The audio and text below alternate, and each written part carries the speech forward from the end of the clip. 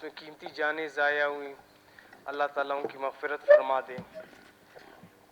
Speaker صاحب، جیسے آپ کو معلوم ہے کہ سی پیک کی صورت میں جب سے بلوچستان اور پاکستان کے لیے ایک ترقی کی راہیں کھل رہی ہیں، تو یہ ہمارے دشمنوں کو ایک آنکھ نہیں بہا رہی۔ ان کی ہمیشہ کوشش یہی ہوتی ہے کہ اس منصوبے کو ناکام بنایا جائے۔ دہشت گردی کی ایک لہر لوریلائی میں بھی اگر سیکورٹی فورسز کی کارکردگی پر کوئی انگلی اٹھاتا ہے تو اس کے لیے ایک مثال یہ ہے کہ آپ نے دیکھا لوریلائی میں ایک دہشت گردی کی لہر آئی جس میں 2-3 خودکش حملے ہوئے، ہمارے سیکورٹی فورسز پر حملے ہوئے۔ ان سب کے جو ذمہ دار تھے، ذمہ داروں تک ہم پہنچ گئے، بہت سے لوگوں کو ہم نے گرفتار کیا اور بہت سے لوگ مارے بھی گئے اس میں۔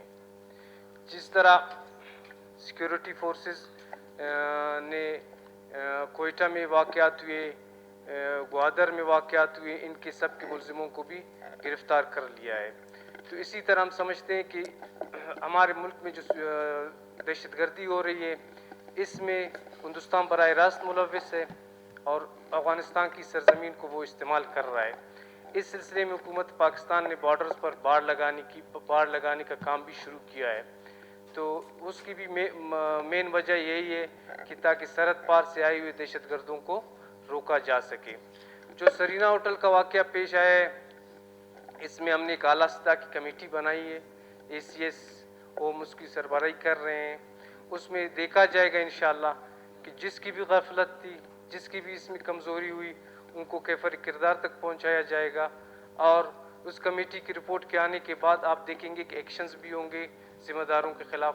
اور میں انشاءاللہ آپ لوگ کو یقین دلاتا ہوں کہ جس طریقے سے ہم تحقیقات کو آگے لے جا رہے ہیں اور جس طرح سے ہمیں ہنٹس مل رہے ہیں، انشاءاللہ وہ دن دور نہیں کہ ذمہ داروں تک ہم پہنچ جائے اور ان کے گریبان ہمارے ہاتھ میں ہوں۔